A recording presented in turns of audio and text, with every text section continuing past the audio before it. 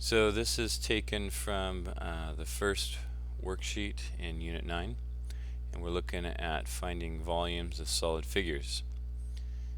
First one is number 5 from that first worksheet, and it says find the volume of the truncated cone which is created from the given right circular cone. Okay. Recall that the volume of a cone is 1/3 the area of its base. Here our base is the circle, so pi r squared times the height. And so the first thing we're going to do is plug in those values for the larger cone and find the volume of the larger cone. So plugging this in, we get 1/3 pi times 6 squared times 15. Punch that into your calculator. So I'm going to type in 6 squared times 15 divided by 3. Don't multiply the pi, leave the pi alone, and you end up with 180 pi. So that's for the volume of the large cone.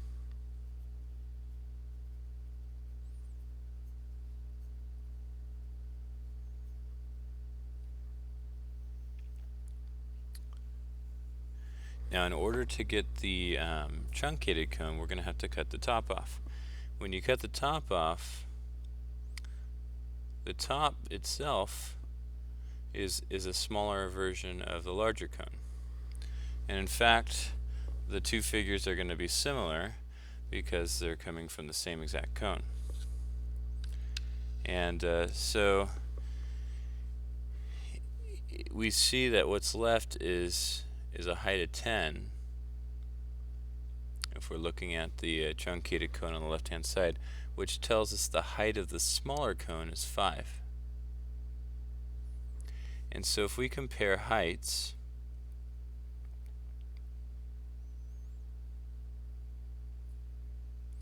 we get so we'll go small to large.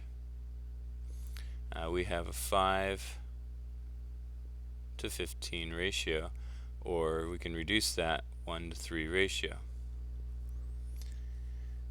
So if we compare volumes,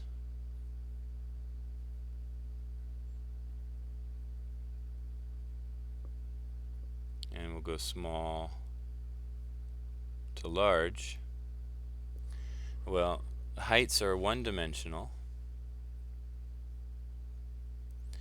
volumes are three-dimensional. So to move from one-dimensional to three-dimensional, you cube it. So I'm going to cube, it's going to be 1 cubed to 3 cubed, which is 1 to 27. So that tells me that the volume of the larger the volume of the larger cone is 27 times bigger than the volume of the smaller cone. So we can quickly get the volume of the smaller cone by taking the volume of the larger cone. I'll put V with a little s for volume of the smaller cone, is the volume of the larger cone, 180 pi, divided by 27, because it's 27 times smaller.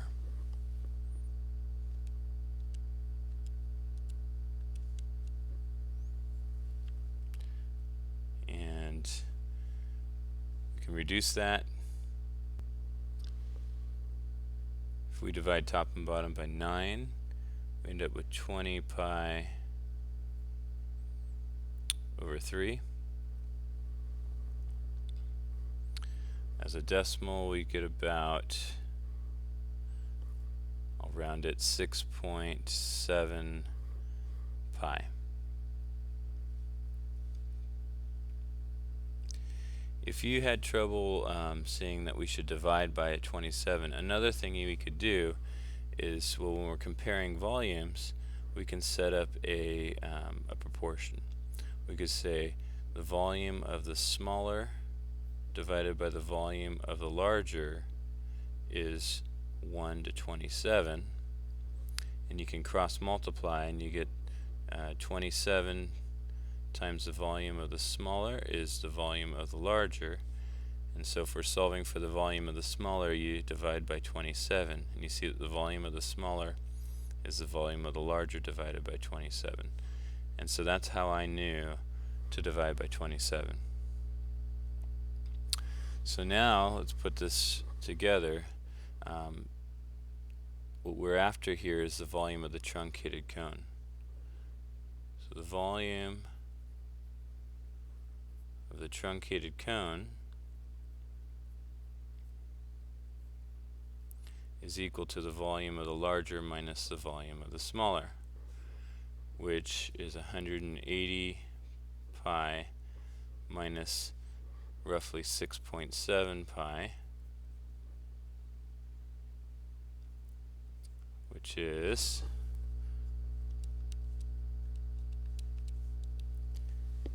about 173.3 pi.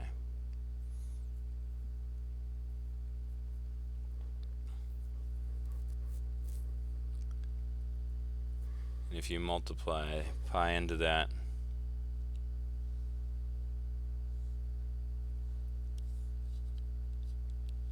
we get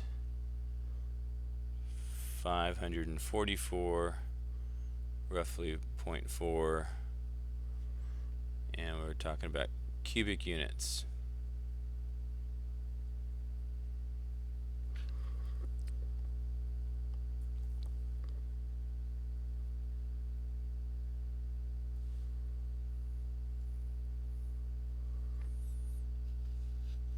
Number 6, we have a truncated pyramid this time, and so we're going to kind of work through this the same way. We know that the volume of the truncated pyramid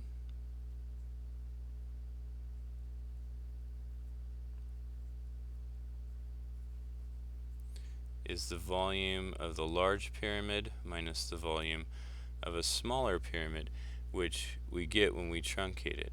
Okay, truncated meaning we're going to cut the top of that pyramid here, and we end up with a smaller pyramid. The top part that we cut off is a smaller pyramid.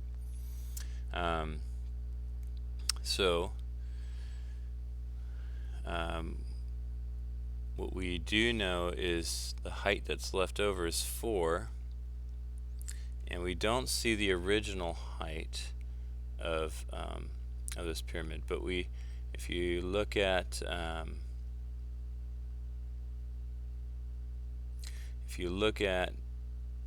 the part I'm going to highlight, you see a right triangle.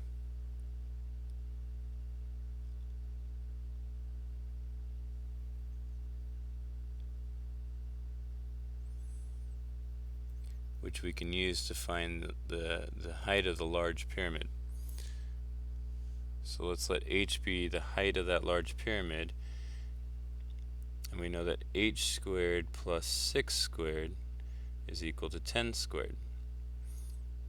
The square of the sum of the squares of the legs of a right triangle is equal to the square of its hypotenuse.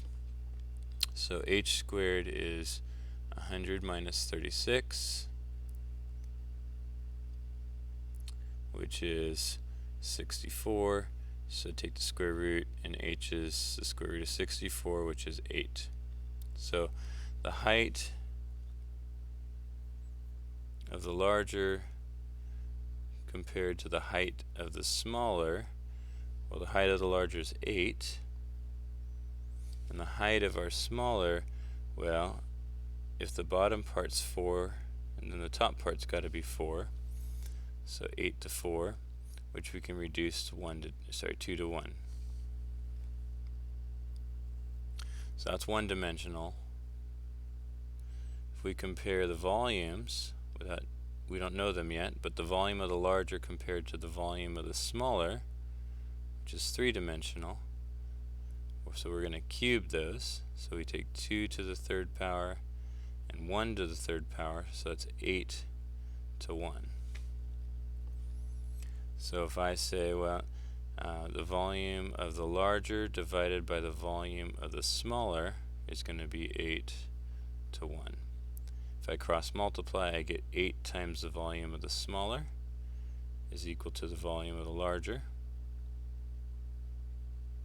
Divide by 8, and the volume of the smaller is going to be volume of the larger divided by 8. We'll come back to that. So let's find the volume of the larger. In general, the volume of a pyramid is 1/3 times the area of its base. It says this is a square pyramid, so the length of this base is going to be 12 because half of it is 6. So this is a 12 by 12 square. So we're going to say 12 times 12, that's the area of the base, times the height. We found the height of the larger pyramid is 8. So plug that into the calculator. 12 times 12 times 8.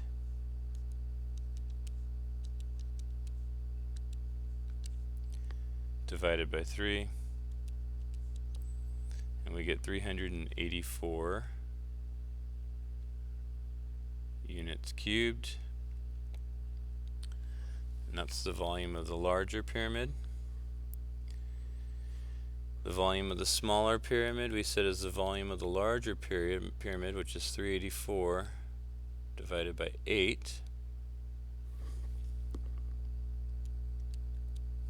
which is exactly 48. And so now we can find the volume of our truncated pyramid. It's the volume of the larger, which is 384, minus the volume of the smaller, which is 48.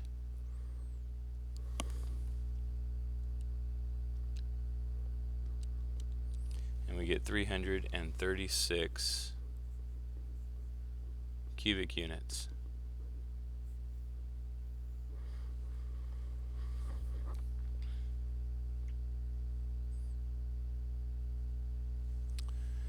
Number 8, we know that the volume of our cone is given. The radius of the lower base is given at 9. And we want the height of the original cone. The height of the truncated cone is 6 centimeters. And the radius, we don't know. Okay. So again, we're gonna break this up. We got the large cone and the small cone. The small cone is the part we don't see. It's the top here that was cut off. Okay. And so we're looking for the radius of the small cone. We have the radius of the large cone. Let's see, what can we compare? We have so we got the radius of the large compared to the radius of the small. We know the radius of the large is 9. We don't know the radius of the small, so I'll call that x. So that's one thing, we're looking for x.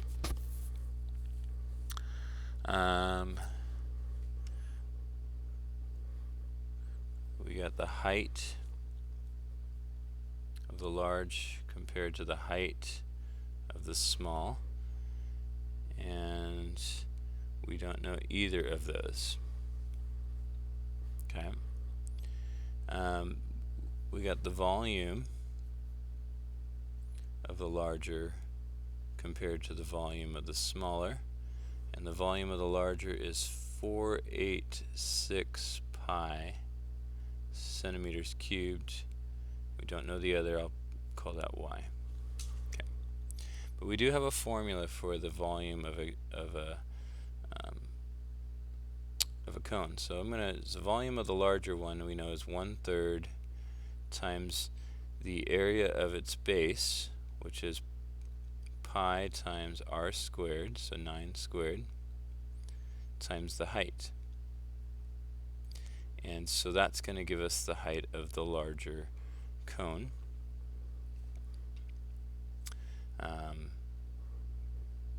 plug that volume in. We got 486 pi